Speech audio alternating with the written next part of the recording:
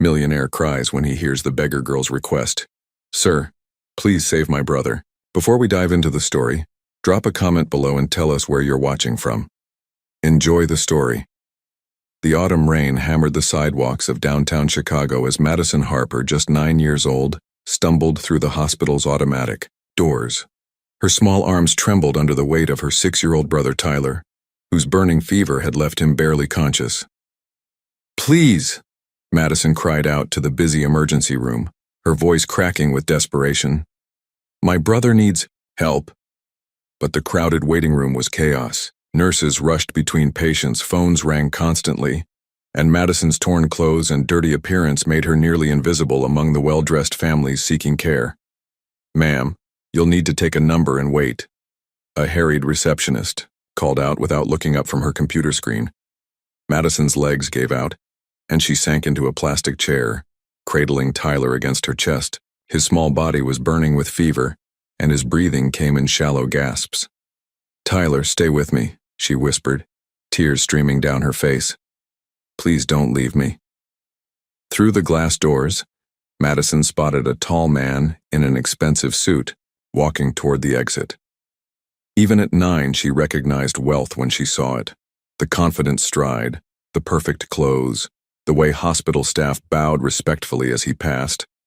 Without thinking, Madison struggled to her feet, lifting Tyler once more, and burst through the doors into the rain. Sir, please, sir, she screamed, running toward the stranger. Help my brother. Richard Wellington, owner of the Wellington Medical Center and 3 other hospitals across the state, stopped mid-stride. At 52, he'd built his empire through calculated decisions and emotional detachment, but something about the desperate girl carrying her unconscious brother pierced through his carefully constructed walls. What happened? Richard asked, kneeling despite his expensive suit getting soaked by the rain. He's been sick for 3 days, Madison sobbed. The fever won't break and they won't see us because we don't have insurance. Please, I'll do anything. I'll work for you, I'll clean your house, just please save my brother. Richard looked into Tyler's flushed face and made a decision that would change all their lives forever. Come with me, he said firmly, scooping Tyler into his arms. Right now, as they rushed back into the hospital, Madison running to keep up with Richard's long strides, Tyler stirred slightly in the billionaire's arms. Madison, Tyler whispered deliriously. Don't tell Uncle Derek. He'll beat us again if he finds out we left. Richard's step faltered for just a moment, Tyler's words hitting him like a physical blow. What kind of life were these children living? Richard rushed Tyler into the VIP wing of his hospital, barking orders to the medical staff. Within minutes, Tyler was in a private room with Chicago's best pediatrician examining him. Severe dehydration and pneumonia, Dr. Sarah Chen announced after her examination. This child should have been brought in days ago. We need IV fluids immediately and strong antibiotics. As nurses worked to stabilize Tyler, Madison pressed herself against the wall, watching every movement with terrified eyes. Richard noticed, her hands shaking and the way she flinched whenever someone moved too quickly. When did you last eat?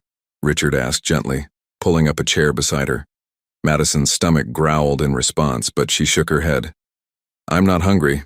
I just need Tyler to be okay. Richard quietly ordered food from the hospital cafeteria, and when it arrived, Madison devoured the sandwich like she hadn't eaten in days, which Richard suspected might be exactly the case. As night fell and Tyler's fever finally began to break, Madison's exhaustion caught up with her. In the dim light of the hospital room, she began to speak in whispers. Uncle Derek gets really angry when we get sick, she confessed, her small voice barely audible.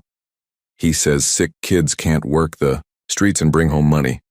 Last time Tyler got sick, Derek locked us in the basement for 2 days without food. Richard's jaw clenched, but he kept his voice gentle. Madison, where are your parents? Mama died in a car crash 2 years ago, Madison replied, absently rolling up her sleeve to scratch an itch, revealing dark bruises on her arm. We never knew our daddy.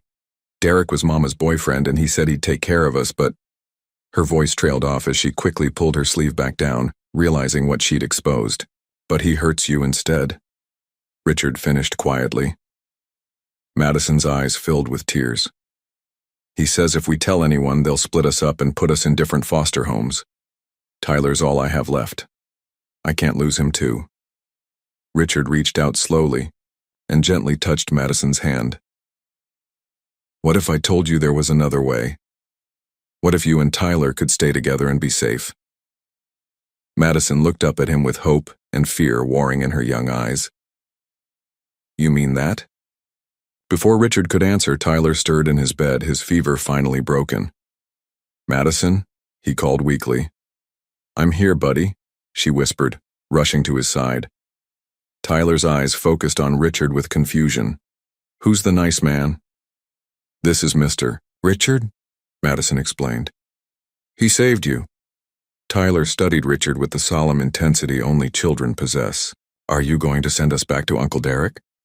The question hung in the air like a challenge. Richard looked at these two children who had stumbled into his ordered world and realized his answer would determine not just their fate, but his own. No, Richard answered Tyler firmly. You're not going back to Derek. Not ever. The word surprised even Richard himself. In 20 years of business, he'd never made such an impulsive decision. But looking at these two vulnerable children, something deep inside him had shifted permanently. What do you mean? Madison asked, afraid to hope. I mean you're coming home with me, Richard replied, already mentally rearranging his perfectly ordered life. Both of you. Tonight. 2 hours later, Richard's black Mercedes pulled through the iron gates of his lakefront mansion. Madison and Tyler pressed their faces against the windows, staring in wonder at the sprawling estate. You live in a castle? Tyler whispered, his illness temporarily forgotten. Just a big house that's been far too quiet for far too long, Richard replied, surprised by his own words. Inside, his staff scrambled to adapt. Miranda Hayes, his assistant of 15 years, had rushed over to help coordinate the unprecedented situation. Sir, are you certain about this? Miranda asked privately, watching as Mrs. Anderson, the housekeeper, hurried upstairs to prepare rooms. Taking in children is, well, it's not exactly your area of expertise. Richard watched Madison carefully examining the mansion's security system, memorizing exit routes with the survival instincts of a child who'd learned to always have an escape plan. Maybe it should be, he replied quietly. That evening after hot baths, new clothes rushed over from Chicago's finest children's boutique, and the first real meal they'd had in days, Madison and Tyler sat in their new bedroom, a guest room hastily converted with twin beds. Is this real? Tyler asked, his sister running his small hand over the soft comforter. I think so, Madison replied, though she remained alert, listening for danger. But remember what I taught you. We stay ready to run. Downstairs, Richard worked late in his study, making calls to the best family lawyers in Chicago. He'd built his fortune by being thorough, and if he was going to protect these children, he needed to understand exactly what he was up against. At midnight, his phone rang. The hospital's night security guard sounded nervous. Mr. Wellington? Sorry to disturb you, but there's a man here asking about those kids you took in. Says his name is Derek Morrison, claims to be their guardian. He's pretty upset, sir. Demanding to know where they are. Richard's grip tightened on the phone. What did you tell him? Nothing, sir, but he's making threats. Says you kidnapped his kids and he's going to make you pay. Says he'll get rich off this lawsuit. Through the phone, Richard could hear Derek's angry voice in the background. That millionaire bastard thinks he can steal my meal tickets. I'll see him ruined. Richard's jaw hardened. The battle for Madison and Tyler had officially begun. The next morning brought Richard's first real glimpse into the children's traumatized world. He found Madison in the kitchen at dawn, stuffing bread rolls into her pockets with practiced stealth. Madison, what are you doing? Richard asked gently. She froze like a deer caught in headlights. Sorry, I'll put them back. Please don't punish Tyler because of me. I'm not angry, Richard assured her, kneeling to her level. But why are you hiding food? In case Derek finds us, Madison whispered. Sometimes he'd lock us up for days. Tyler gets sick when he's hungry. Richard's heart broke a little more. There's always food here, Madison. You never have to hide it again. But old habits died hard. Throughout the day, Richard watched Madison exhibit hyper-vigilant behaviors, checking windows, memorizing exits, positioning herself between Tyler and any potential threat. She refused to let Tyler out of her sight, even hovering outside the bathroom door when he needed privacy. Tyler, meanwhile, jumped at sudden noises and apologized constantly for normal childhood behaviors like spilling juice or laughing too loudly. That evening at dinner, their first formal meal together, Tyler asked an innocent question that hit Richard like a punch to the gut. "Mr. Richard, why are you being nice to us? What do you want us to do for you?" The question revealed everything about what these children had learned to expect from adults. Love always came with a price. Kindness always demanded payment. "I don't want anything from you, Tyler," Richard replied carefully.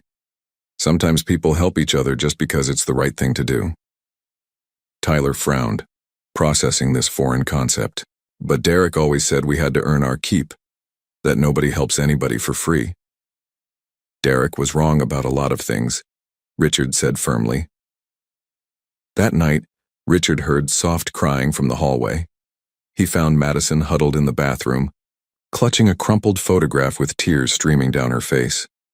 The photo showed a young woman with kind eyes and a warm smile, clearly Madison's mother. The edges were worn from being folded and unfolded countless times. "This is all I have left of her," Madison sobbed. "Derek said if I wasn't good, he'd throw it away. I was so scared of losing it that I hid it in my shoe." Richard sat beside her, on the cold bathroom floor. "She looks like she was a wonderful mother." "She was," Madison whispered. "She used to sing to us every night. She made Tyler laugh when he had bad dreams. She never hit us, never yelled. She just loved us." "She'd be proud of how you've taken care of Tyler," Richard said softly. Madison looked up at him with eyes too old for her 9 years. "Do you really think we can stay here? Or will you get tired of us too?" The question pierced Richard's heart. These children had been abandoned by every adult who was supposed to protect them. Why should they trust him? "I'm not going anywhere, Madison, and neither are you." 3 days of peaceful routine shattered when Derek Morrison arrived at Richard's mansion like a vengeful storm. Richard was reviewing architectural plans for a new pediatric wing when Mrs. Anderson burst into his study, her usual composure cracked. "Sir, there's a man at the front gate," she said, voice tight with concern. "Claims to be the children's guardian. He has documents." Through his study window, Richard watched a disheveled man in his 30s pacing aggressively outside the gates, shouting at the security cameras. Even from a distance, Derek radiated menace. "Where are Madison and Tyler?" Richard asked. "Playing in the garden with their new tutor," Mrs. Anderson replied. "Should I bring them inside?" "Quietly. Don't alarm them, but keep them away from the windows." Richard met Derek at the front door, immediately understanding why the children lived in constant fear. Derek's eyes held a cold calculation that made Richard's skin crawl. Well, Derek sneered, looking Richard up and down. "The famous Richard Wellington. Playing saint with my kids, are we?" "They're not your children," Richard replied evenly.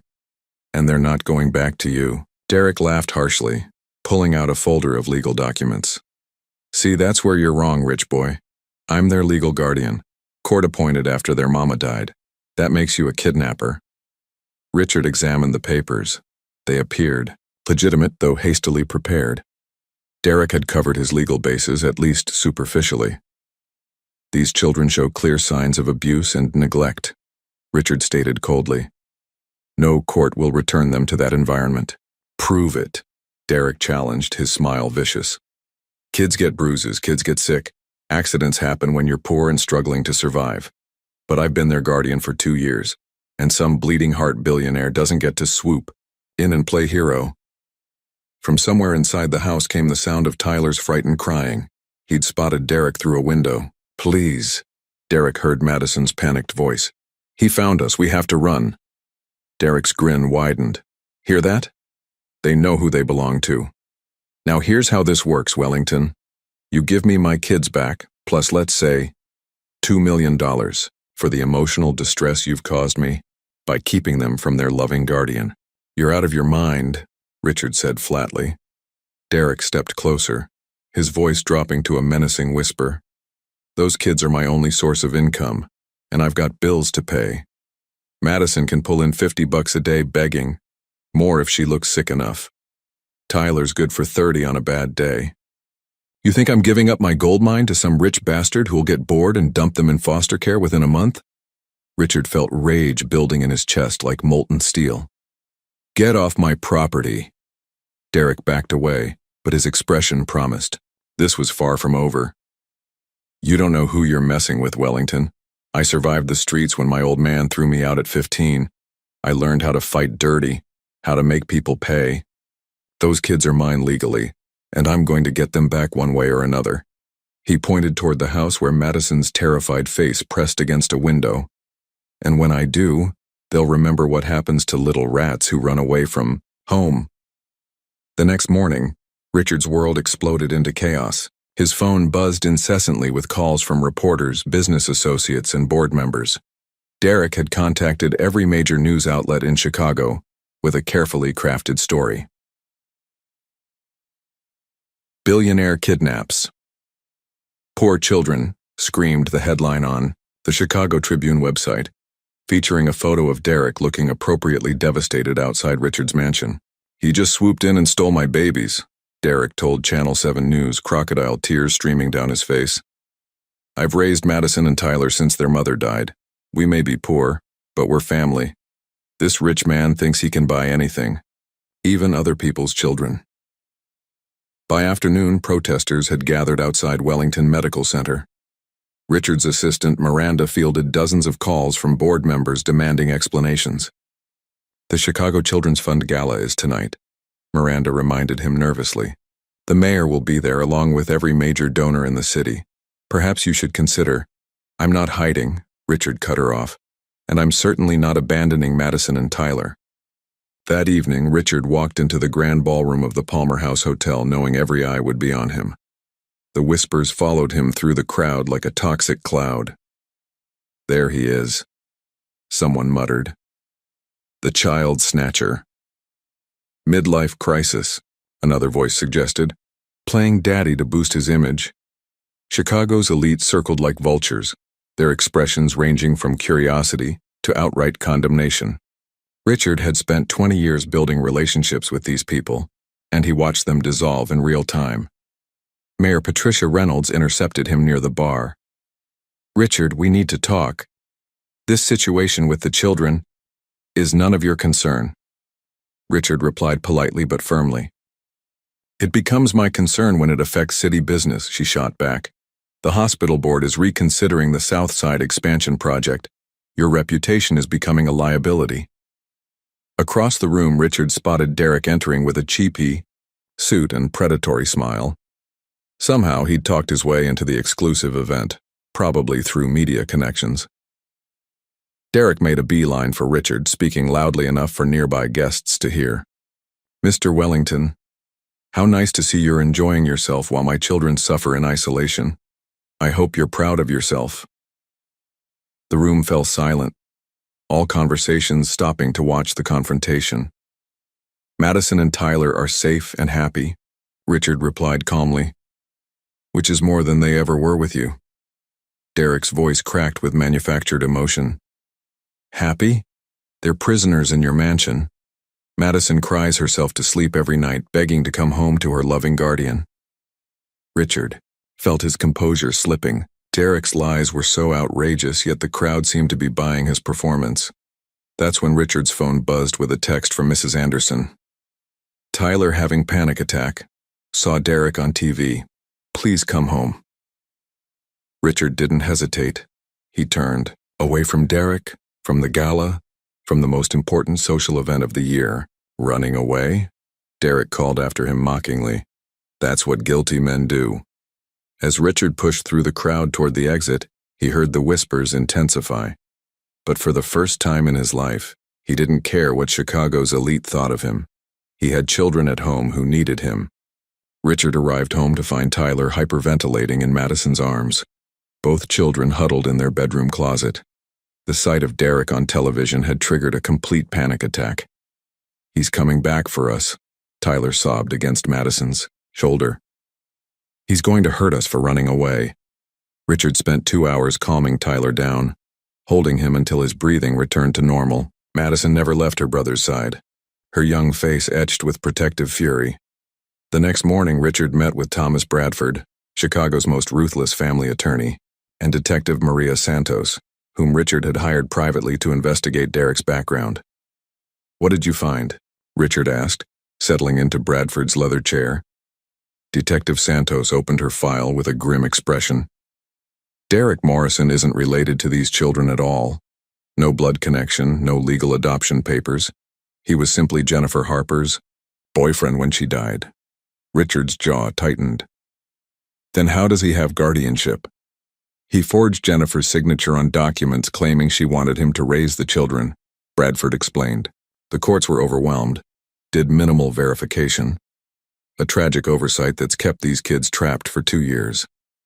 Santos continued, "But it gets worse. Derek has a history we're still uncovering. He's been investigated twice for child exploitation, forcing kids to beg and steal for him. Nothing stuck because the children were too terrified to testify." She slid photographs across the desk. "These are 3 other children who lived with Derek over the past 5 years. All disappeared from the system. We're still tracking them down." Richard studied the photos, young faces marked by the same haunted expression he'd seen in Madison and Tyler. "You think there were others?" "I know there were others," Santos replied grimly. "Derek runs a network, takes in vulnerable kids, exploits them, then moves them along when they get too old or troublesome. Madison and Tyler lasted longer because they were young and desperate enough to obey." Bradford leaned forward. "There's something else, Richard, about Jennifer Harper's car accident." Richard's attention sharpened. "What about it?" "Derek was driving," Santos revealed. "Police report shows he was intoxicated, but somehow the charges were dropped. Jennifer died on impact. Derek walked away without a scratch." The room fell silent as the implications sank in. Derek hadn't just abused these children. He'd killed their mother and used guilt to control them. "We need to confront Madison," Bradford said carefully. "If she witnessed anything that night." "Absolutely not," Richard interrupted. "I won't traumatize her further." But that evening, as Richard tucked the children into bed, Madison grabbed his arm with surprising strength. "Mr. Richard," she whispered, glancing at Tyler, who was already asleep. "There's something I never told anyone. About the night Mama died." Richard sat down beside her, his heart racing. "You don't have to—" "Derek was drunk," Madison interrupted, her voice barely audible. "He was yelling at Mama in the car, calling her names. She was crying, begging him to slow down. Then everything went dark." Her small hand trembled in his. "When I woke up in the hospital, Derek was there. He said if I ever told anyone what really happened, they'd blame me for Mama's death. He said I distracted him by crying, that it was my fault she died." Richard felt rage building in his chest like a furnace. Derek hadn't just stolen these children's lives. He'd convinced them they were responsible for their mother's death. "Madison, listen to me," Richard said firmly. "Your mother's death was not your fault. Derek lied to you." But Madison wasn't finished. "There's more," she whispered, her eyes wide with terror. "I think Derek killed Mama on purpose." Madison's revelation shattered Richard's remaining illusions about Derek's character. The next morning, he called an emergency meeting with Detective Santos and Attorney Bradford. "She believes Derek intentionally caused the crash?" Santos asked, taking careful notes. "Madison was only 7, traumatized and guilt-ridden," Richard explained. "But she remembers Derek screaming at Jennifer about some woman he was seeing on the side. She thinks he crashed the car during the fight." Bradford nodded grimly. "If we can prove premeditation or even vehicular homicide, Derek's guardianship becomes null and void. But we need more than a child's traumatic memories." That afternoon, Richard made a decision that would change everything. He drove to the Rundown motel where Derek was staying, determined to end this psychological warfare once and for all. Derek answered his door with a beer in hand and a smug expression. Well, well. The great Richard Wellington coming to my humble castle, ready to negotiate? I know what you did to Jennifer, Richard stated coldly. The drunk driving, the argument, the crash that killed the mother of those children. Derek's smile faltered for just a moment before returning full force. Prove it. Jennifer's dead, the kids were unconscious, and I'm the only witness. My word against a couple of traumatized orphans. Madison remembers more than you think. Derek laughed harshly, stepping closer. Madison's a scared little girl who'll say anything to please her new daddy. No court will believe her over official police reports. Richard's fists clenched. You've tortured those children with guilt over their mother's death when you were the one who killed her. Killed her? Derek's eyes glittered with malice. Maybe I did. Maybe I was tired of Jennifer's whining about wanting to leave me, take her precious babies somewhere safe. Maybe I decided if I couldn't have them, nobody could. The admission hung in the air like poison. Derek realized he'd said too much, but his rage overwhelmed his caution. But here's the thing, Wellington, Derek continued, his voice dropping to a menacing whisper. Those kids will always belong to me. I own them psychologically. I made them who they are, broken, terrified, dependent. You think a few weeks of playing house can undo 2 years of conditioning? Richard pulled out his phone, ending the recording he'd started before entering the room. You just confessed to murder. Derek's face went white, then twisted with fury.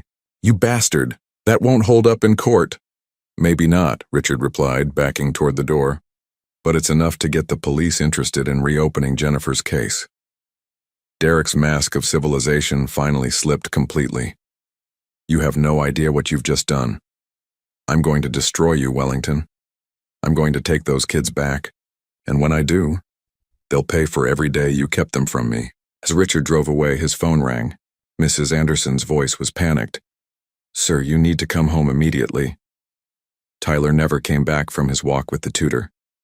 They found his backpack by the lake, but Tyler is gone. Richard's blood turned to ice. Derek had struck back faster than anyone anticipated. Richard's mansion erupted into controlled chaos within minutes. Security footage showed Derek approaching Tyler and the tutor, Ms. Peterson, during their afternoon walk by the lake. The tutor lay unconscious by the water's edge, while Tyler was nowhere to be found. Call the police, the FBI, everyone, Richard commanded, his voice steady despite the terror clawing at his chest. Derek Morrison has my son. Madison overheard and collapsed to her knees, screaming, No, he took Tyler. He's going to hurt him because of me. Richard knelt beside her, trying to remain calm while his world crumbled. Madison, this is not your fault. We're going to find him. Detective Santos arrived within 20 minutes, coordinating with local police to set up roadblocks and issue an Amber Alert. Richard's wealth and connections mobilized resources that would normally take hours to deploy. Derek's desperate, Santos explained as teams fanned out across the city. He knows we have evidence against him now. This is his last play. 4 agonizing hours passed with no leads. Richard refused to leave the command center set up in his study, fielding calls from private investigators, police units, and helicopter search teams. Madison sat beside him, clutching Tyler's favorite stuffed dinosaur. At 11:47 p.m., a breakthrough came from an unexpected source. Derek's ex-girlfriend, Sarah Chen, called the tip line. I saw the news, she told Santos. Derek called me tonight asking to use my uncle's old warehouse on the south side. Said he needed somewhere quiet to teach some brats a lesson. The warehouse was abandoned, surrounded by rusted machinery and broken windows. SWAT teams surrounded the building while Richard waited in agony outside the police perimeter. Movement in the back room, came the radio report. 1 adult male, 1 small child. When they breached the warehouse, they found Derek ranting incoherently, clearly under the influence of drugs or alcohol. Tyler sat in the corner, conscious but barely responsive. Tyler! Richard broke through police lines and reached his son. First, Tyler's lips were blue, his skin cold and clammy. Dark bruises marked his arms and face. Mr. Richard? Tyler whispered weakly. I knew you'd come. The ambulance ride to Wellington Medical Center was a blur of sirens and medical equipment. Tyler drifted in and out of consciousness while paramedics worked to stabilize his vital signs. Severe dehydration, possible concussion, and signs of physical trauma, the EMT reported to Richard. How long was he missing? 7 hours, Richard replied, his voice breaking. At the hospital, Dr. Chen rushed Tyler into emergency care. Madison clung to Richard's hand as they waited outside the trauma room. Is Tyler going to die like Mama did? Madison asked, her voice small and terrified. Before Richard could answer, Dr. Chen emerged with a grave expression. We need to talk. Tyler's injuries are more severe than we initially thought. Dr. Chen led Richard and Madison into a private consultation room, her expression mixing professional concern with personal anger. As both Tyler's physician and a mother herself, what she'd discovered during his examination had shaken her deeply. Tyler has a severe concussion, 3 broken ribs, and internal bruising consistent with being kicked repeatedly, Dr. Chen began, her voice tight with controlled fury. But that's not what concerns me most. She pulled up Tyler's x-rays on the wall monitor, pointing to various areas with a laser pointer. These are old injuries, Richard. Multiple healed fractures in his arms, evidence of past head trauma, and scarring that suggests chronic abuse over an extended period. Richard felt his knees weaken. How long? Based on the bone density scans and healing patterns, I'd estimate Tyler has been systematically abused for at least 18 months, maybe longer. Madison's sharp intake of breath drew their attention. Her small face had gone pale as she stared at the x-rays. I tried to protect him, she whispered, tears streaming down her cheeks. Every time Derek got mad, I would get in the way so he'd hit me instead. But sometimes, when I was at school or when Derek locked me in the closet, Richard knelt beside Madison's chair, his heart breaking as the full scope of these children's suffering became clear. Madison, you were just a child yourself. This was never your responsibility. Dr. Chen continued her grim report. There's more. Tyler shows signs of prolonged malnutrition, dental neglect, and what appears to be chemical burns on his hands and feet. I've documented everything for the police. Report.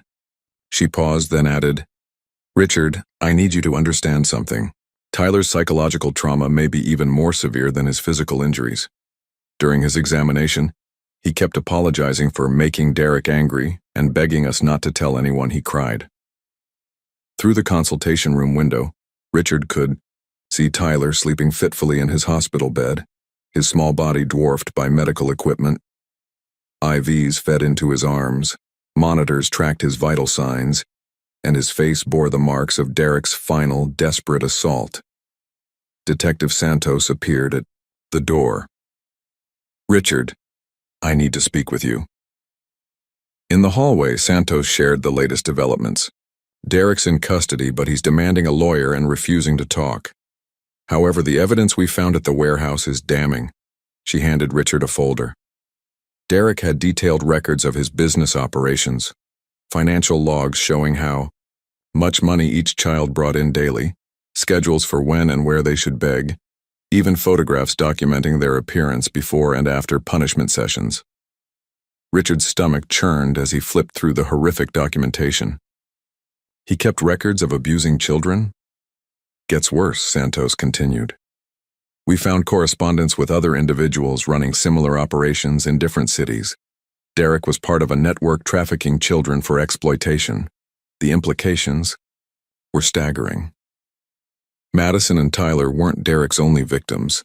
They were part of a larger criminal enterprise that had operated under society's radar for years. There's something else, Santos added, her voice dropping. Tyler managed to tell one of the officers what Derek said during the kidnapping. Derek claimed he was going to sell Tyler to someone in Detroit who pays good money for quiet boys. Richard closed his eyes, trying to process the horror these children had endured. When he opened them, he saw Madison standing in the doorway, having overheard everything. Madison, he began. Tyler was never going to be safe with Derek, was he? She asked with devastating maturity. Even if you hadn't found us, Derek would have sold him eventually. Richard knelt to her level, taking her small hands in his. That's never going to happen. Derek will never hurt either of you again. Madison studied his face with eyes that had seen too much. Promise? I promise, Richard said firmly, and I keep my promises. 2 weeks later, Cook County Family Court buzzed with tension as the guardianship hearing began. Richard sat at the plaintiff's table with attorney Bradford, while Derek, now clean-shaven and wearing a borrowed suit, sat with his public defender, maintaining an expression of wounded innocence. Judge Patricia Hendricks, known for her no-nonsense approach to child welfare cases, reviewed the extensive case files. This is one of the most disturbing custody cases I've seen in 20 years on the bench. Derek's lawyer, Marcus Webb, stood first.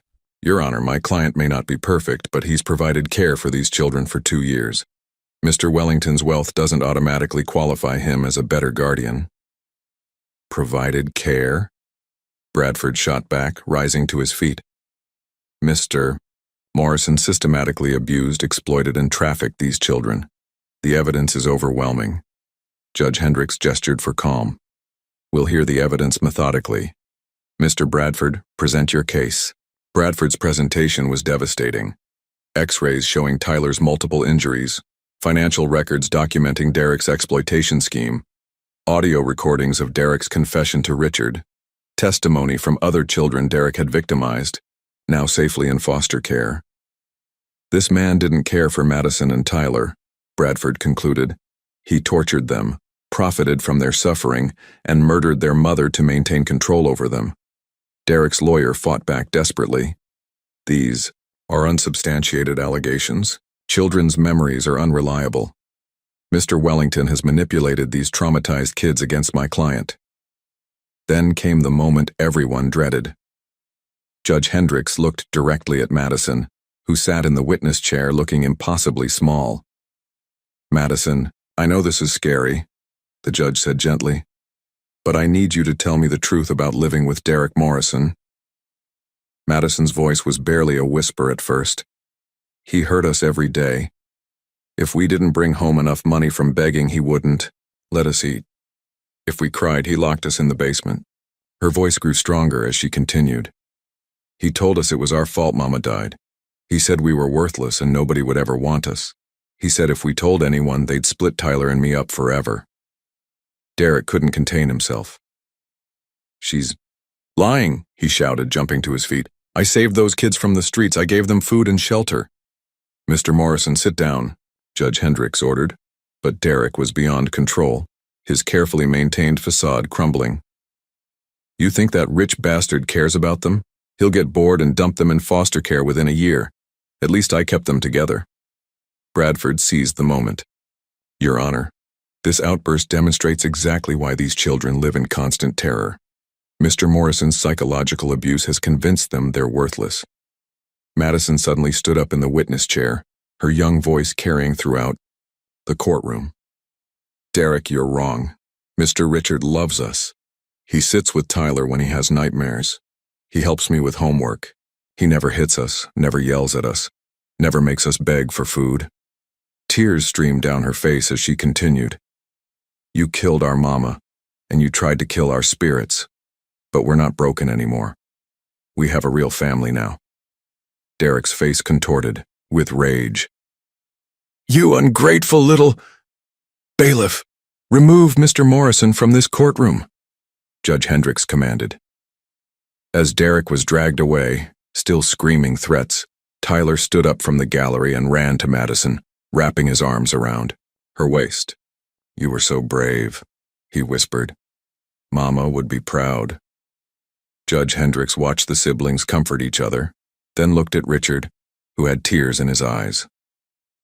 Mr. Wellington, she said formally, this court awards you permanent legal guardianship of Madison and Tyler Harper. Mr. Morrison's parental rights are terminated permanently. She paused, then added more personally, these children have suffered unimaginable trauma, but they've found something rare. A guardian who sees their worth. Don't let them down. Richard stood, his voice thick with emotion. Your Honor, I promised to spend every day proving they were worth saving.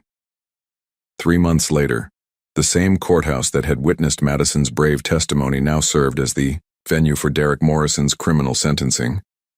Richard sat in the gallery with Madison and Tyler, their hands intertwined as they watched justice finally unfold. Judge Martin Rodriguez reviewed the extensive case file, his expression growing increasingly grim.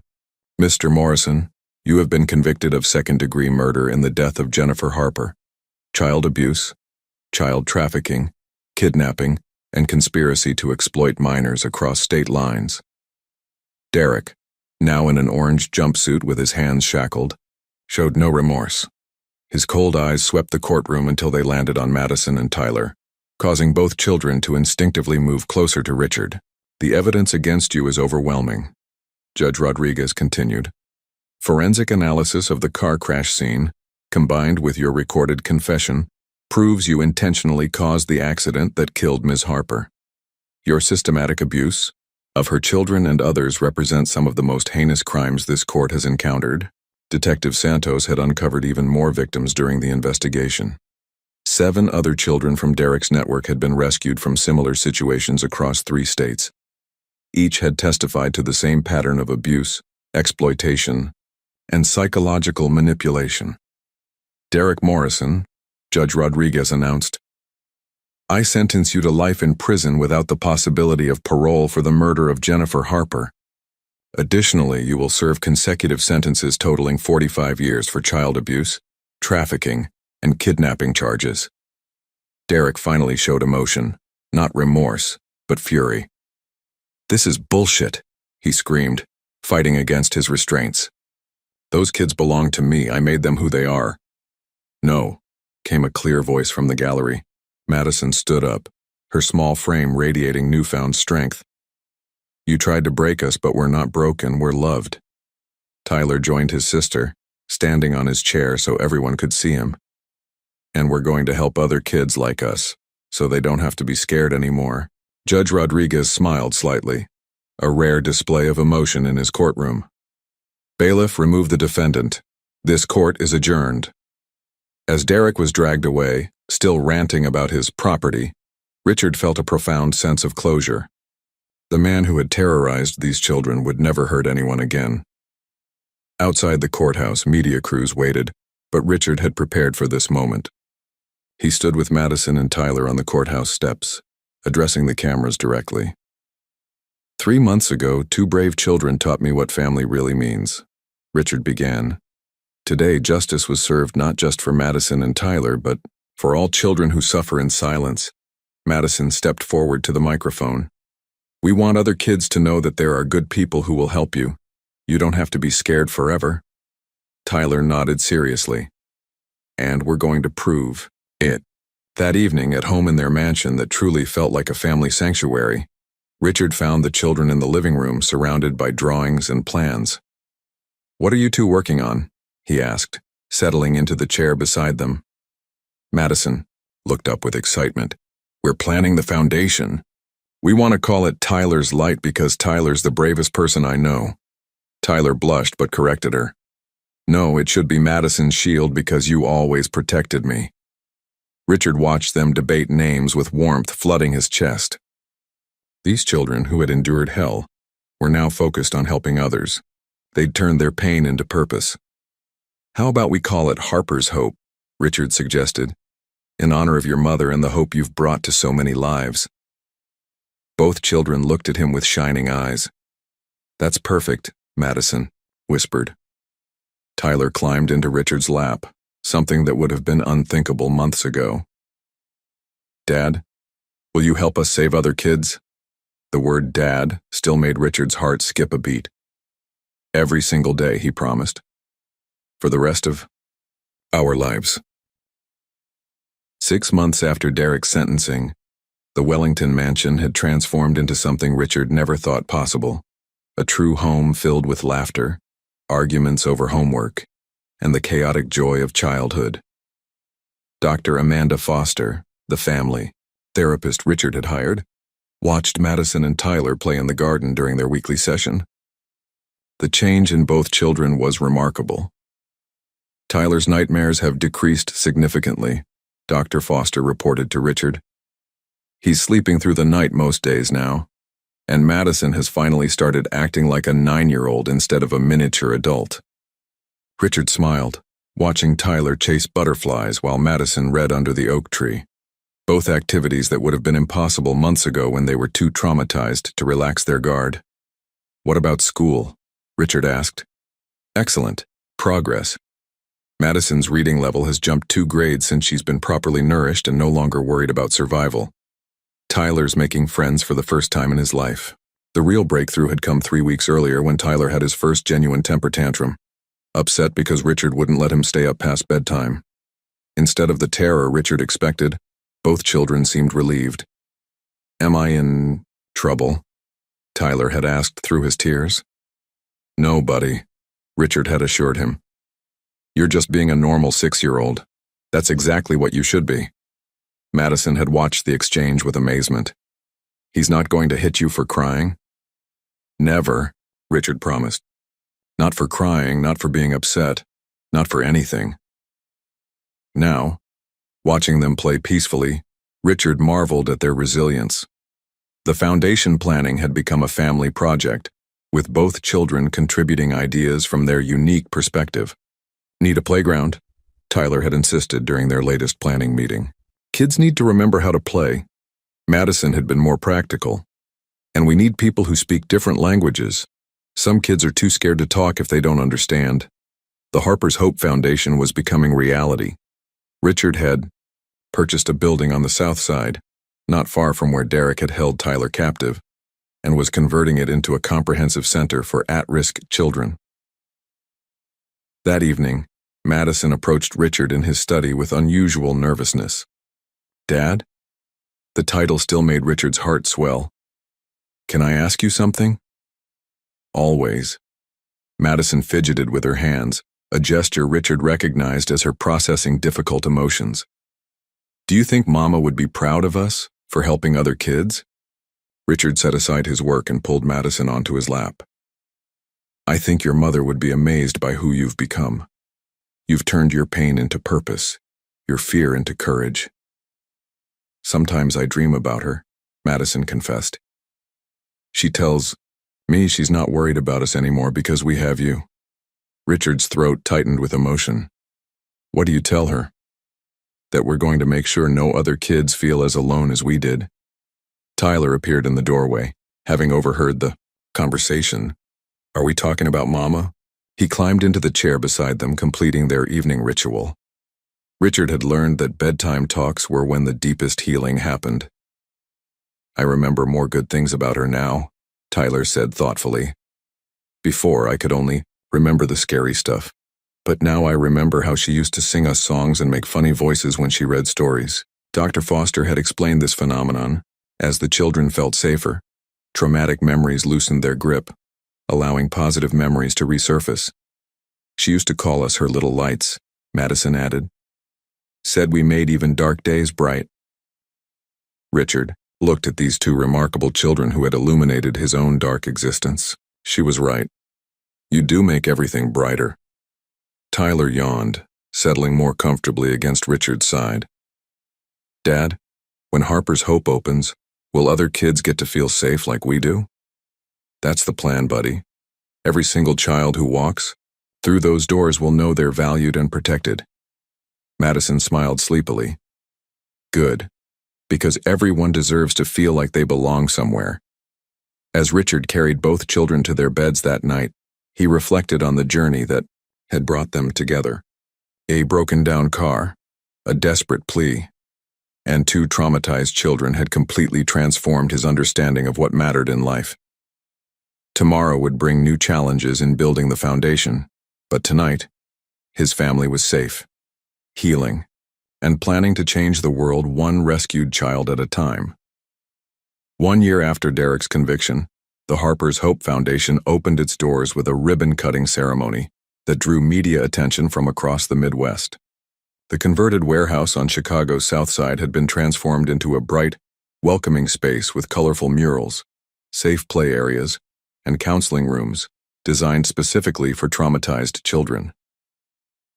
Richard stood at the podium, looking out at the crowd of supporters, city officials, and Most importantly, families who had already benefited from the Foundation's preliminary services.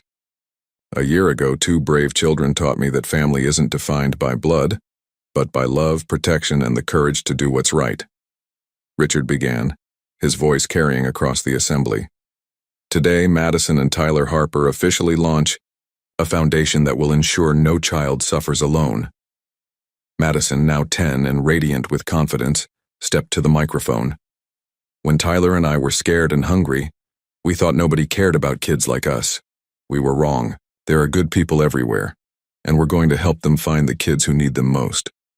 Tyler, 7 and wearing his favorite dinosaur tie, added with serious determination, "Every kid deserves to feel safe and loved. That's what Harper's Hope is for." The ribbon fell, and the first families entered the facility. Richard watched as Madison immediately gravitated toward a girl about her age who clung to her younger brother. A mirror image of Madison and Tyler's first day at the hospital. "Hi," Madison said gently to the frightened girl. "I'm Madison. This is my brother Tyler, and this is our dad Richard. You're safe here." Dr. Foster, now the Foundation's chief therapist, showed families through the facility. Each room had been designed with input from Madison and Tyler, who understood better than anyone what traumatized children needed. The art therapy room was Tyler's idea, Madison explained to a group of donors. He said kids need to draw their feelings when they can't say them out loud. And Madison designed the library, Tyler added proudly. She said reading helped her escape when things were scary. Detective Santos, now working closely with the Foundation to identify at-risk children, pulled Richard aside during the reception. "We've already received calls from 3 other cities wanting to replicate this model," she reported. "Word is spreading about what you've built here." Richard watched Madison teaching origami to a group of children while Tyler played gentle games with the youngest ones. Both had developed an intuitive understanding of trauma that guided their interactions with every child who entered the Foundation. "Mr. Wellington?" A woman approached hesitantly, holding the hand of a boy about Tyler's age. "I'm Sarah Martinez. My son Javier has been living with my brother since his father was arrested. The situation, it's not good." Richard recognized the signs immediately. The way Javier stood slightly behind his mother, the careful way he watched every adult movement, the old beyond his years expression that Richard had seen in his own children. "We're here to help," Richard assured her. "Madison, Tyler, could you come here, please?" His children approached, and Richard watched as they immediately recognized a kindred spirit in Javier. Without being asked, Madison knelt to the boy's level. "Are you scared?" she asked simply. Javier nodded, tears threatening. "It's okay to be scared," Tyler added, moving to stand beside his sister. "We were scared too. But look how good things can get when people help each other." As the afternoon continued, Richard marveled at how naturally his children had become advocates for others. They moved through the crowd, identifying children who needed extra attention, translating for parents who spoke limited English, and offering comfort to families just beginning their healing journey. Mrs. Anderson, who had become like a grandmother to Madison and Tyler, approached Richard with tears in her eyes. "Sir, I've worked for wealthy families for 30 years, she said, softly. "I've never seen children as remarkable as these two. They've turned their pain into purpose." That evening, as the last families departed and the Foundation's doors closed on its first official day, Richard found Madison and Tyler in the children's reading corner, sharing a book with Javier, whose mother had agreed to bring him to the Foundation's daily programs. "How does it feel?" Richard asked, settling into a chair beside them. "Like we're finally doing what we were meant to do," Madison replied, her arm protectively around Javier's shoulder. Tyler looked up at Richard with shining eyes. "Dad, do you think Mama can see us helping other kids?" "I think she sees everything," Richard answered, "and I think she's proud of the lights you've become." 5 years later, Richard stood in the garden of the Wellington mansion, watching Madison, now 15, teach a group of younger children from Harper's Hope how to plant vegetables. Tyler, 12 and passionate about marine biology, was explaining the ecosystem of the pond they'd built to honor their mother's memory. The Harper's Hope Foundation had grown beyond their wildest dreams. 7 centers now operated across 4 states, and Madison and Tyler had become the youngest advocates ever invited to speak at the National Child Welfare Conference.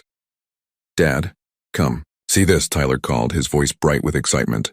A group of children surrounded him as he pointed out different species of fish they'd introduced to the memorial pond. Richard marveled at how completely his children had healed. Tyler's nightmares were ancient history, replaced by dreams of becoming a marine biologist. Madison's hypervigilance had transformed into passionate advocacy for child protection laws. "Mr. Richard?" A familiar voice called from the patio. Javier Martinez, now 12 and a regular volunteer at the foundation, approached with a young girl's hand in his. "This is Elena," Javier explained. "She just came to the foundation yesterday. Her situation is like ours was." Richard looked at Elena, maybe 8 years old, with that haunted expression he knew too well. Behind her stood Madison, who had been at the foundation when Elena arrived.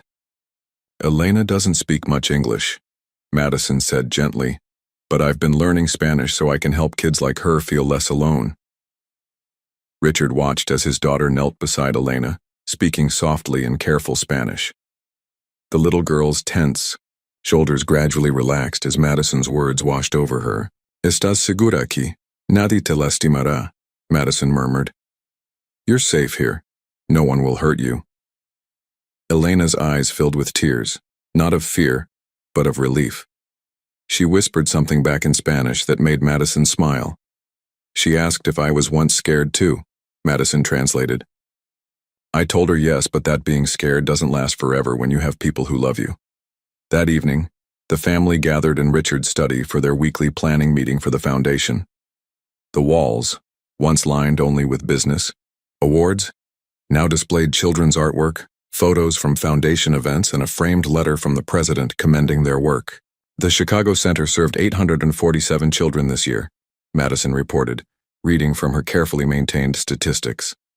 "We placed 312 kids in safe homes, and 89 families completed our reunification program."